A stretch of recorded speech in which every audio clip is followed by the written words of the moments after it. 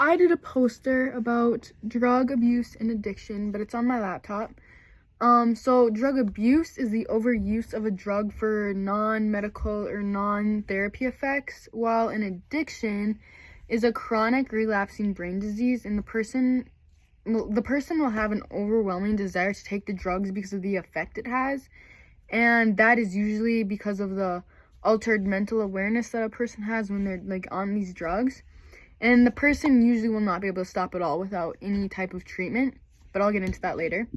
So some signs and symptoms are just withdrawal, so depression, anxiety, insomnia, tiredness, changing mood, cravings, shaking, hallucinations, and then there's plenty more under withdrawal. You could be getting in trouble with the law, you'd be pressuring others to take these drugs, you could be lying about taking the drugs, you could be you could want all this privacy, like excessive privacy, need for it. Or you could be just not wanting to be around a family or friend just so you can take these drugs. So the care required honestly just depends on the person, and it depends on the type of drug they take.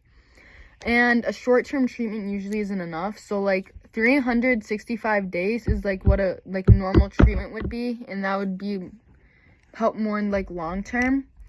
And then there are various therapies and programs to meet like a person's needs depending on what they do need. Some causes and risk factors are genetics, because a family history of substance abuse is like a part of it.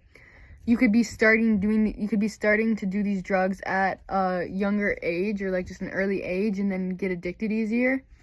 And then if you have easy access to drugs, especially at a young age, that's a big one. And then exposure to heavy advertising of these substances, a current mental health diagnosis, low parental monitoring, a high amount of family conflict, or just a history of abuse, neglect, as well as like family conflict and violence too. So something I would do to promote Pride as a CNA would just be treating this person with kindness, not laughing at all, not making jokes about it. And I would give social support to the family and to this person to help them out and to help everyone get through this together.